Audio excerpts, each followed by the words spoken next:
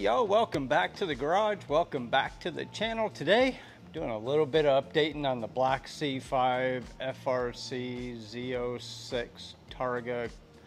I don't know what you want to call it.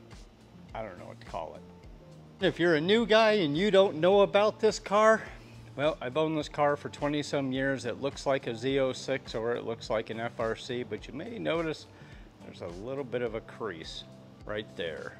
And yes, this car does retain the Targa top.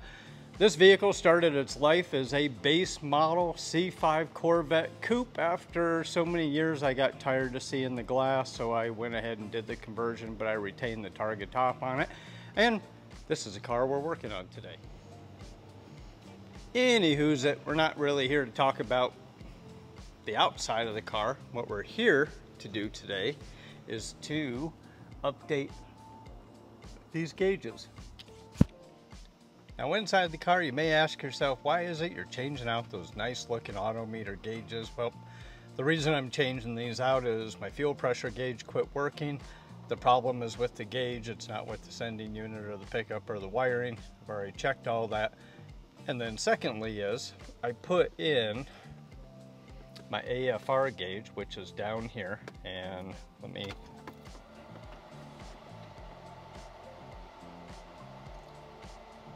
so therefore, this gauge doesn't match these gauges, and I also don't have anything that's brushed aluminum. Don't get me wrong, I like the auto meters, but I'm going to change it out to the glow shift so that I have 3 gauges that are all matching. Even though there's only 1 gauge sitting here, that's my fuel pressure gauge. And the reason being is I ordered it off Amazon, my boost gauge, and I got the box. There was just nothing in it. They quickly corrected it. I'm supposed to have a new one tomorrow. Now back down here, the nice part about these gauges is you can change the color and the format, and they'll even go through and change color if you want them to. But you can basically change the color to anything that you like. I kind of match it up to this old electronic blue from the 90s. Green's kind of cool. Anyways, kind of gives it a nice contrast, and we're going to match these gauges to that one. So as you can imagine, I've already gotten in here and I've done a little bit of this. So this gauge is already loose. I think I've already disconnected it. You can even see where the housing kind of got hot, and I'm not sure, but there's a bunch of computer doodads in there. Anyways, that don't work no more, so we don't need it. And the boost gauge, we'll get this one pulled out of here.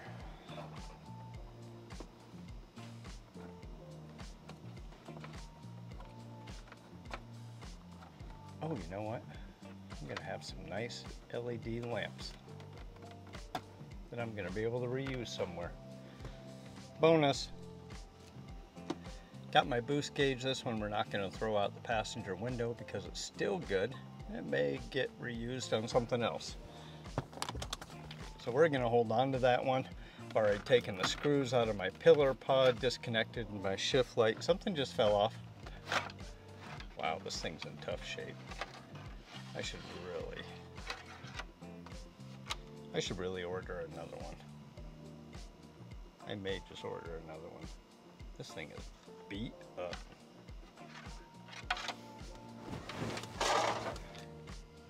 Now that our gauge pod is out of the way, your A-pillar, if you've never removed one of these before, basically you just got to remove this trim panel right here. It's got a little clip that goes right there. It's just a push in, goes right in there. Pop that out, pop that piece off, and then your A-pillar is just held on. Ready? Ready? By a couple little clips. So don't mind the hole, yours isn't going to have that. But there's a clip there, there's one here, and another one here. And that's the only thing holding your A-pillar in. So guys, if you ever want to get those out of your car, that's how you do it. You may replace that too, it's looking a little booty. And now that all that stuff is out of the way, I can deal with the wiring, and just like I do with anything going back, like I've had a lot of different gauges. and things like that. So there's all sorts of splices in this wire. We're going to get rid of all that and clean it all up. Additionally, we are not going to use butt connectors putting this together. We're going to use 3-to-1 shrink tube. These couple of wires are going to have to be extended as well for the boost gauge when that one comes in. But in doing this, you know, the old school way is that, well, we used a butt connector. And I'm sure you guys have used plenty of those. And if you're using the good ones, they're made of heat shrink. And you crimp these in 2 places with your wire in the middle, and hey, extend your wire as far as you want to go. Pretty good unit. Not really great for newer cars. Then we've updated to the solder seal. This is where you join the wire together. You slide this over, you join the wire together, you slide it back over top, and as you're heating it, the solder in the middle melts. That connects your 2 wires. The 3-to-1 shrink tube shrinks, and the blue that you see on each end is sealant, and that is a glue that seals this off from any weather getting in there and keeping it from corroding. Again, these are really great. They're not really great for newer vehicles, so I would tell you don't put these or the other ones in anything newer than a 2005. You could have problems with it. Anything newer than 2010, you're definitely going to have problems with it. But what we're going to use today is what's called a 3-to-1 shrink tube. And all it is a piece of rubber tubing. Now, Brian and myself over at Yellow Jacket Garage were talking about wiring, just about a month ago. And we were talking about fittings and things like that, and the question came up, and he asked me, he says, well, what is it that you use? And I told him on all my newer vehicles, and just for the sake of having a really nice clean install, I like to use 3-to-1 shrink tube, and how that is done. And this is how it's done on all new vehicles. Again, you cannot solder the wires on new vehicles. You will mess up your entire electrical system. So what you do with these is you trim yourself off a good little bit and basically counter wrap them around each other so that it makes almost a solid core of that wire.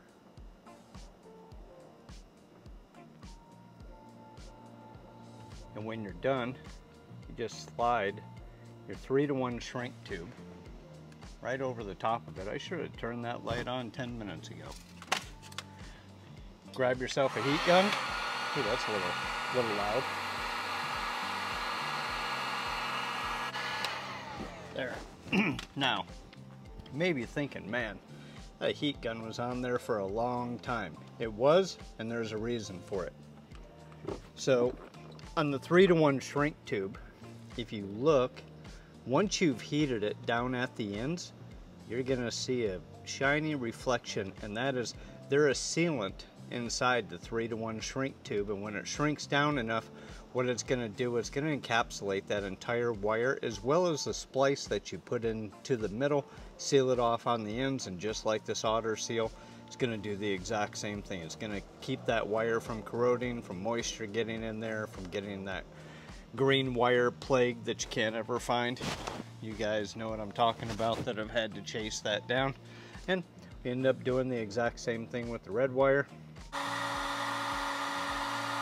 And other than that, I'm ready to run my harness for the fuel pressure gauge.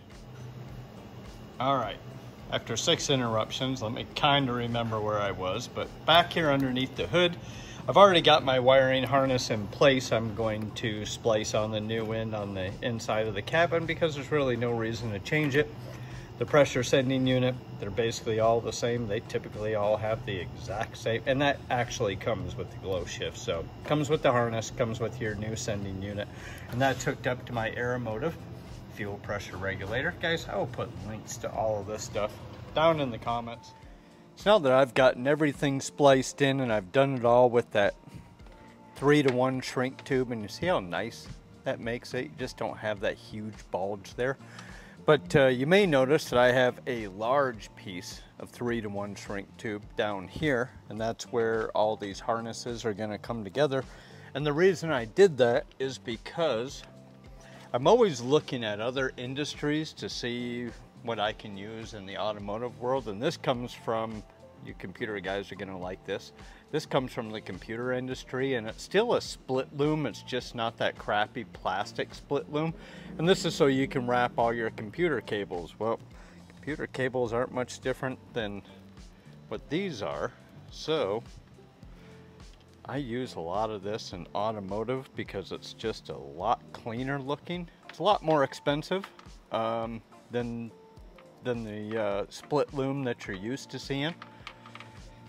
Sense of it's just a plastic tube, you know, it's a few dollars more, but when it's all done, it just gives you such a nice cleaner look. All right, so we're gonna get that all the way up to here. I'm gonna go ahead, I can't remember if these are my left-handed scissors or my right-handed ones. Must be the right-handed ones. Anyways, that's all done, sorta. Just gives you a lot nicer, cleaner looking wiring bundle, and then I'll show you what we're gonna do with this end. So what I'm gonna do down here is I'm gonna wrap this really tight, and I'm gonna spin that 3-to-1 shrink tube right over the top of it.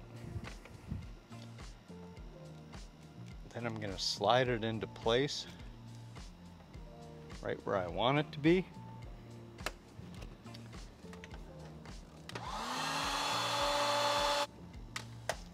And doesn't that look like something you got from like Racetronics or one of the high-end manufacturers? And you did it all yourself. Again, guys, you know where to find the links. Are going to be down bottom. I'll put links to the split loom. I'll put links to the shrink tube. Even the solder seals if you're working on some older vehicles and you haven't seen those before.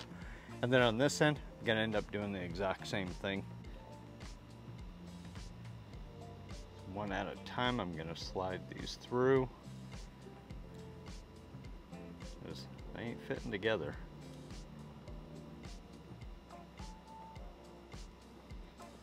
And get that bundle nice and tight down bottom and slide it over. A lot of times you can just go past it and bring it back, and that way you catch all of those little strands. None of them are sticking out.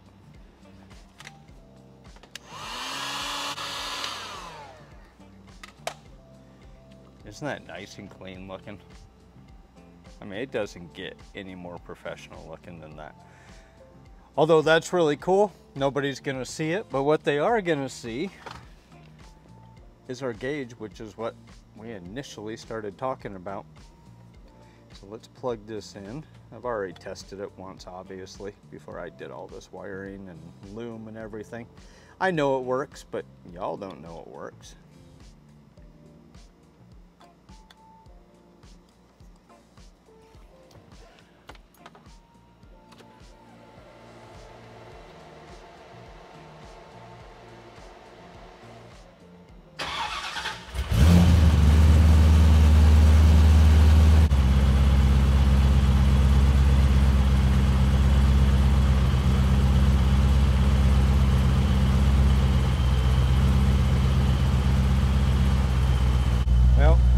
Now, kind of hard to see. I got 2 of my 3 gauges that match. I have the other one on Thursday. Let me go ahead and leave this undone until that comes in. And then we're gonna get these all put up here and we will have us some matching gauges. Well, y'all, that's where I'm done with the C5 for today because I'm still waiting on my boost gauge to show up. We'll get that one thrown in, put the A-pillar back in, and then I'm probably gonna buy myself a new pillar pod for it. That one's a little beat up looking, but I've been dying to show you guys that wiring hack and how I do my wiring just to make it look really nice and professional. Been kind of wanting to show you guys that for a while. But it's pretty cool way to do your wiring and make it look really nice. As I get older, I'll tell you, when I was younger, I didn't like wiring at all. Now, I really enjoy doing it. Thank you guys for tuning in. Be sure to hit that like button, subscribe to the channel, even though I just did that completely backwards, because it's hit the subscribe button, like that video, share it with your buddies, especially the wiring part. Thanks for tuning in. We'll catch you next time.